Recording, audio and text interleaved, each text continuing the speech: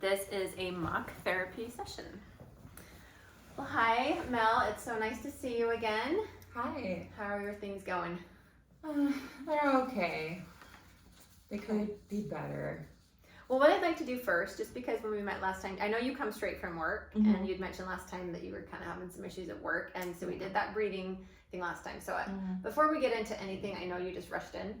So do you want to do a quick breathing exercise with me? Yeah. Okay, so we did that thing last time where we would breathe in for 4 counts and then breathe out for 5. And we're going to do that 3 times, just slowly, okay? Ready? So breathe in.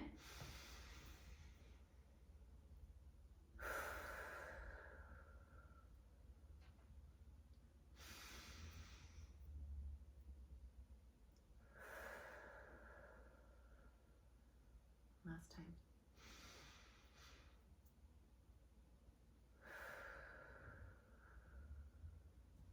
Okay, are you feeling good? Yeah. I know it's hard when you're rushing in the door, so. Yeah. Okay, so tell me so we talked just briefly about that you were having some confrontations at work that were making you feel, pretty stressed out. You mentioned you might try to talk with your boss and see if you could maybe find a different way to communicate. Like, tell me what's happened since the last time you came in. Well, not much has changed. I thought about talking to him, but I just got actually really more upset when I thought about doing that. And then he did something that like really pissed me off. He was like so micromanaging the other day, and I knew I would probably like be rude to him if I tried to bring up like my feelings about how he's been treating me lately. Okay, fair enough. And how were things, like you mentioned last week, that you felt like your boss's approach to you felt condescending and unwarranted, and that your initial response is that you felt angry, like anger back.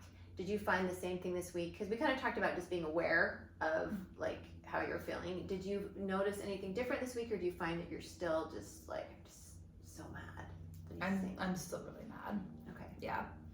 I don't think I'm a violent person, but I like can feel myself like clenching, and I just want to walk out of work. Okay. Yeah. That's got to be a hard work environment when you feel like it's a constant battle and you feel like you're doing a good job, and yeah, you're being met with that kind of criticism. Yeah. So, okay, well that's helpful. Do you feel like this is an isolated thing with you? Do your coworkers have similar experiences, or how does that look? I mean, sometimes I think not a lot of people like him, but I feel like I let him know, so his attitude comes towards me more than my other coworkers. Yeah, I just really don't like him, and he knows it, so it makes things awkward. Yeah, well, that sounds like it's a really hard work environment for you right now. Yeah. Do you like your job aside from that? Yeah, mostly. It pays the bills. Yeah. My coworkers are cool. Yeah, I don't have any problems with the job in itself. Okay, all right. So it sounds like your biggest concerns, first of all, it sounds like you feel like you're being treated unfairly, micromanaged, and your boss's approach to you is really difficult. But it also sounds like you don't necessarily like the way that you're reacting back to him, or like how it makes you feel. Yeah, I do wish I could be like my other coworkers and not let it show as much, but I feel like I don't have that same control that they do all the time. Yeah. And we're all different creatures, right? We only know what we know. So when you talk about their responses to your boss, like what does a different response look like? Well, they kind of blow it off, or at least talk about it later when he's not there, whereas I confront him and tell him my opinions like right there and then. So I wish I could just like blow it off and just let it move what wash past me, but I feel like I can't. Okay. And when you talk about wishing you could blow it off, do you feel like your reactions in your work situations are consistent with kind of how you feel all the time? Like, do you feel like in general you're a more confrontational person, or do you feel like maybe you're less so, but it's just that the work environment is a trigger for you? No, I've definitely been confrontational most of my life. My family is probably the other place where I just can't let things go. Okay. I have to address them, and that sometimes creates problems. Okay. So, in your family, for example, have you found that you've maybe modified the way you do some things over time, or do you feel like that's a problem kind of similar to what you're experiencing at work? It's gotten a little better. I was able to sit down with my mom, and we went through some things that make each other mad about one another, and having that kind of open conversation, it's been better since then. Oh, good. Yeah. Well, it's good to hear that you're working on that communication, Mm-hmm. because like we're not, there's no right or wrong to everything, but it's just making sure you find a way to communicate that's effective for you, and again, noticing if communication is causing distress in your life. So I mean, that's why obviously you came in, because you're like, hey, my work environment is really stressful for me. So it's good that you're here and that you recognize that, because we can all find ways to make our lives a little bit easier. That's kind of the goal. So I like that. Well, we had talked last time, I told you that we have some different modalities that we do in this practice. And after our conversation, last time I was just thinking that for you, that a method that might be really helpful, it's called dialectical behavior therapy, or DBT. Have you ever heard of that before? No. Mm-mm. Okay.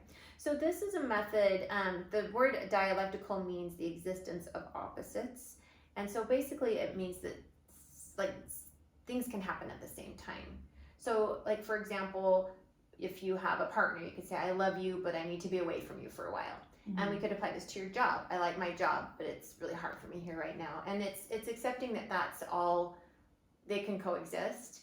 But then let's figure out if there are some tools that might be able to help you with things that are causing distress or problems for you.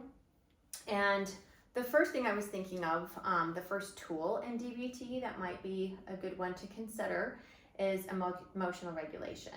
Because you talked more about this last time, but mentioning that after you've had some of these confrontations, you're like then kind of mad at yourself for like how you handle it. Like, why did I let that get to me? And so if it's okay with you, I'd like to just explore what emotional regulation looks like and see if it's something that you think you might be able to apply to some of these situations to make them a little easier to manage. Yeah. Does that sound good? Yeah. Okay. So with emotional regulation, the first thing we want to do is you're going to identify and label your emotions. And this kind of sounds easier said than done, because of course when you're in a heated moment, you're not going to go, I'm noticing I'm angry. But, since it sounds like some of these situations are predictable, paying attention going into the situation. Okay, my boss just called me in, and I know this typical thing happens, and being prepared to pay attention to how you're feeling. Mm-hmm. And sometimes just by noticing that emotion, we have better control over it. So that's something to consider this next week. Like how will that look if he calls me in and I know what's coming, if I'm prepared, like I might feel angry, and just noticing, do I feel less angry because I noticed? And like, what does anger feel like? Is it frustration? Is it really, am I really mad, or am I frustrated, or am I hurt, or am I offended? Because sometimes those all get lumped into anger. So that's something to help you with regulation, is figuring out like what am I feeling, and what exactly am I feeling? Is it all blanketed under anger, or is there something else? Because that might change the way you communicate things. So for example, the last time that your boss called you in, let's revisit that. What was it about? He said the project I was working on, wasn't done on time, Mm. but I did it correctly, and I wouldn't. It shouldn't matter like when it was turned in, is since it was like done correctly and like a really high. I really worked hard on that project, even though it was just a day late. That shouldn't be an issue. Okay, so in that moment, like what's of those words that we talked about, what's the first word that comes to mind, or is there a different one? Like, how did you feel when your boss started telling you that was a problem? Well, the first thought was like angry, like he doesn't appreciate me. So I guess like undervalued. Yeah. Okay, so and that's a good example of, even though we feel mad, Mm-hmm. like in that moment, you're like, I feel like I'm not appreciated. Like I worked really hard on this. Yeah. So again, that's part of this emotional regulation, is like recognizing that emotion in the moment, because by recognizing it, it can help change the way you react to it. And that can help you communicate better in the future, saying like, hey, I feel undervalued, instead of I'm mad at you, right? Yeah. So does that sound like something that you can keep in mind as you're having these moments with your boss? Yeah, I can try. Okay, that's a good one. And then also, another part of emotional regulation is checking the facts. So sometimes when, especially if it's a confrontation or something's a little heated, we tend to read in more than what it is.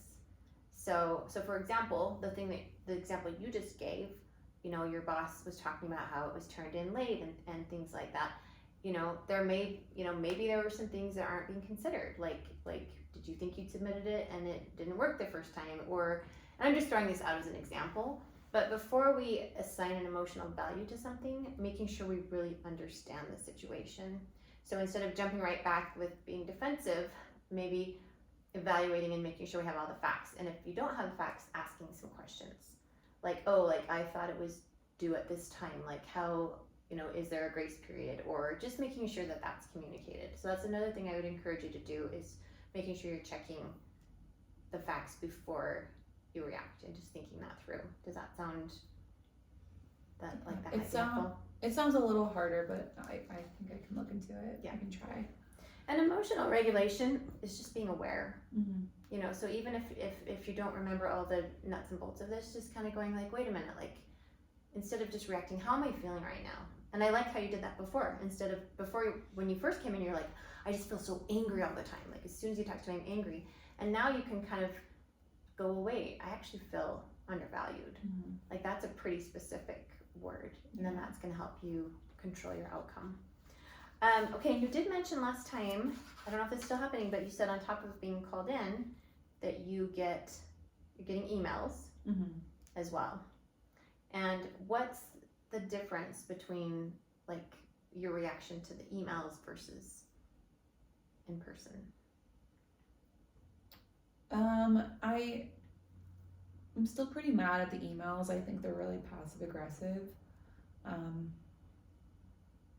But since I'm not, I am better at sending a nicer email back because I'm not directly with them, and I usually have a moment to think about what I'm gonna send. So the emails are a little easier, but they still make me mad. Yeah. So what's an example, like what's the last, if you don't mind sharing, like what was the last email correspondence that you had and how did you handle it? He wanted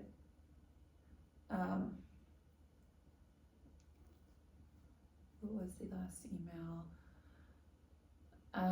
He wanted me to help train a new employee, but I said I like didn't have the time because I was working on that project, and so he said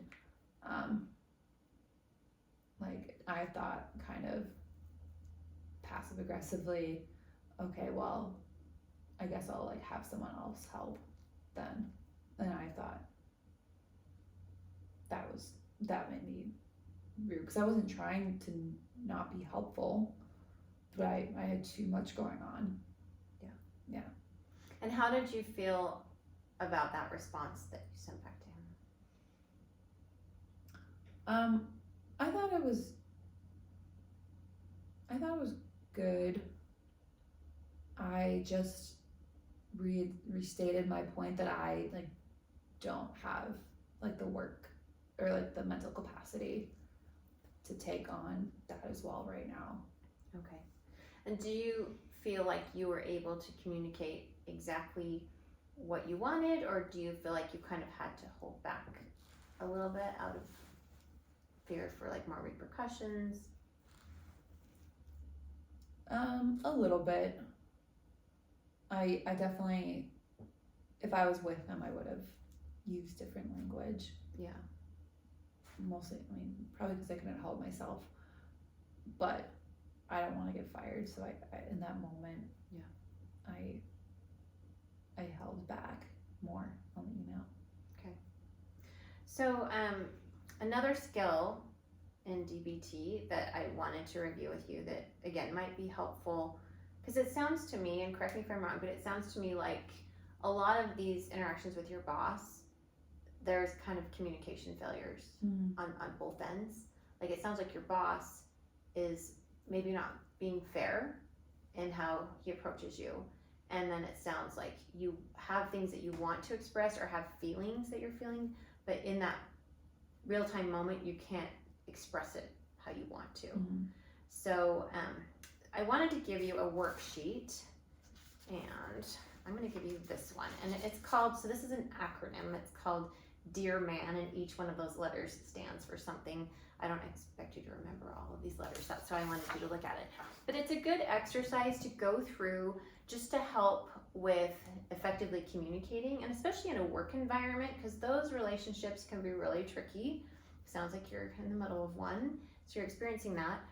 But I'm wondering if this might be a tool that could be helpful, even if you just try doing this a couple of times, to kind of help you feel like, at least on your end, that you're communicating what you want. Because you've mentioned that before, that you feel like frustrated sometimes because you'll have an interaction and then you're like, oh, I didn't get across what I wanted to, and I was angry. And so this might be a good way to kind of take pause and decide how to handle things. And given that you have the email communication, this would be a good place to start with that, so that maybe when you're having a face-to-face interaction, you can remember like, oh, I'm going to go through the Dear Man, or just kind of go through that in my head.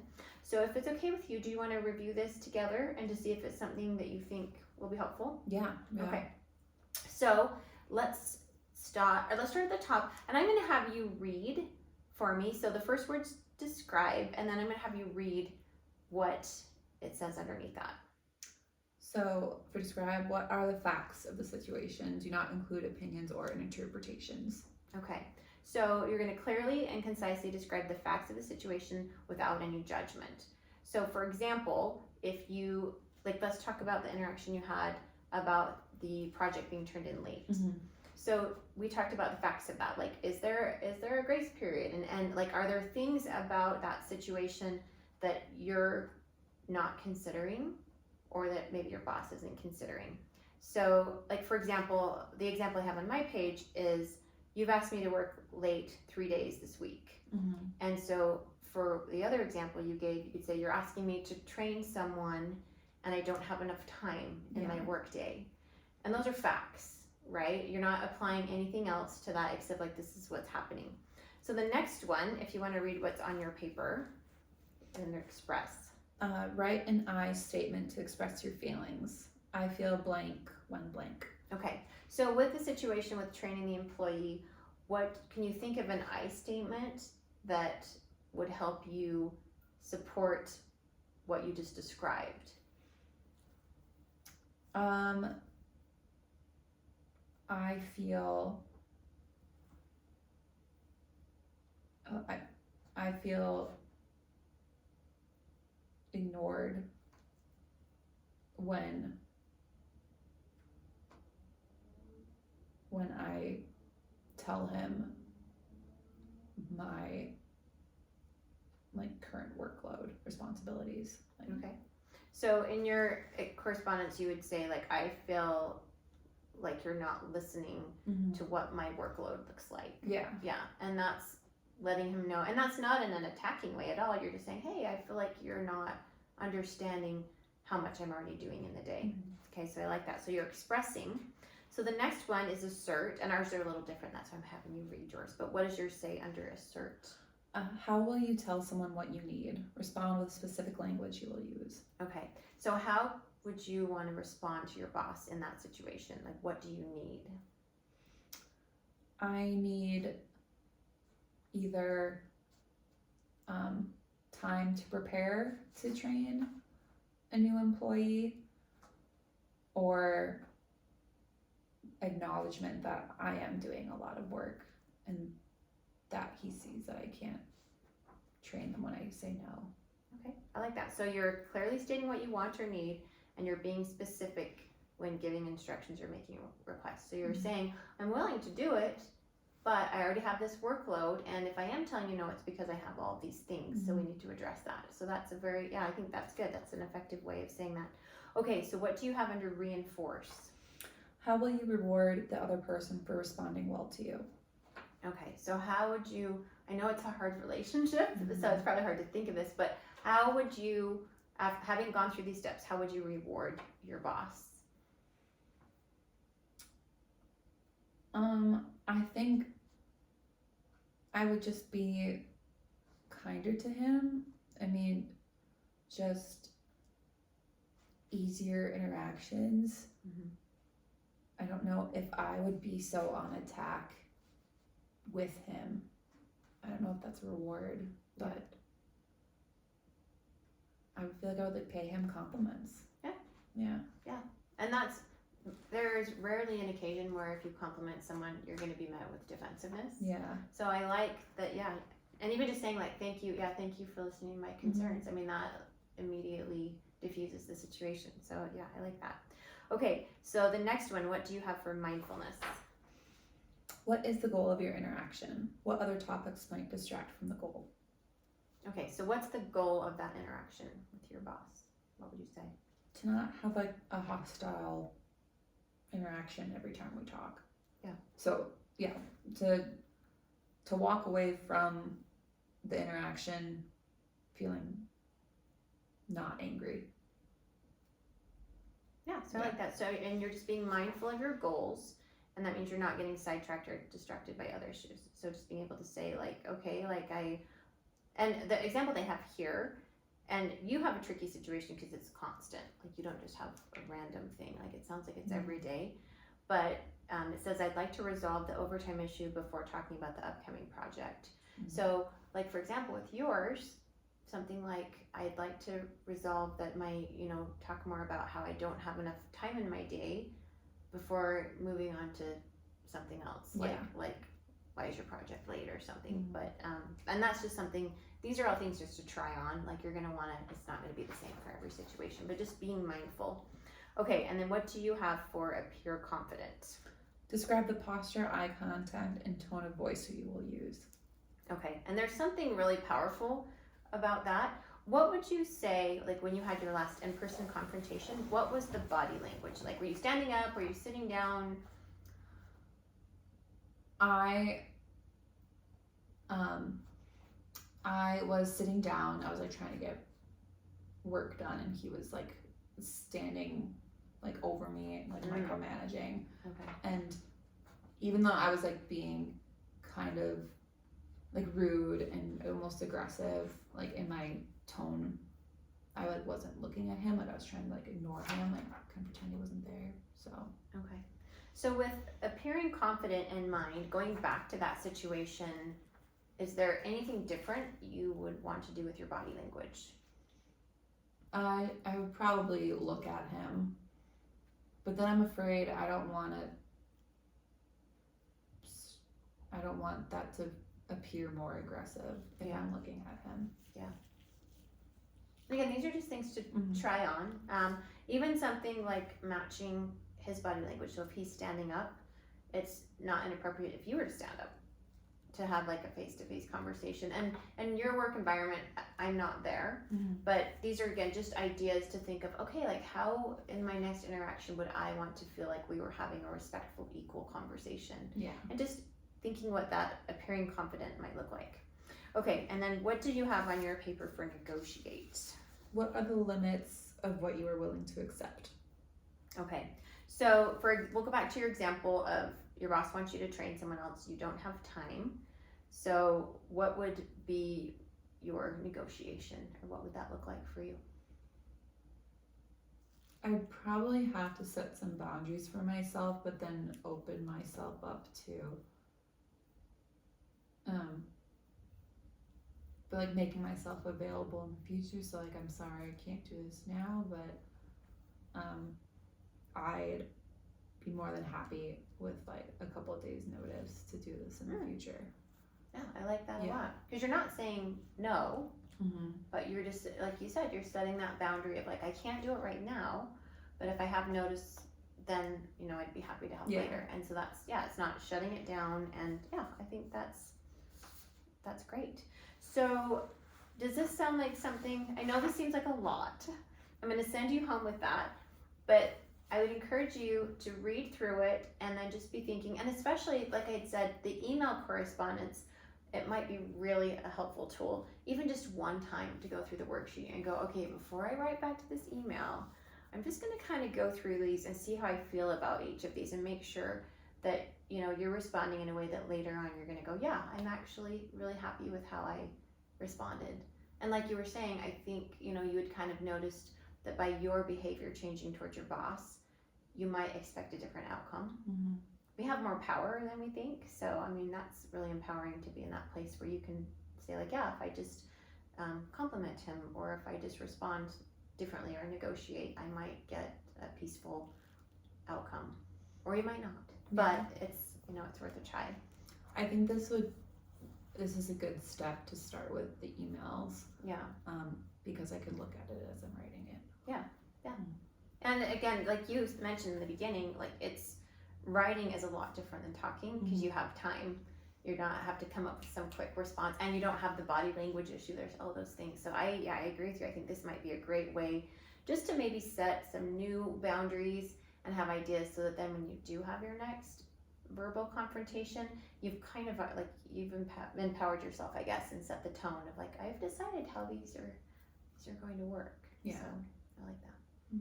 Well, how do you feel about the tools that we talked about today? Did they feel doable to you? I know it's kind of a lot.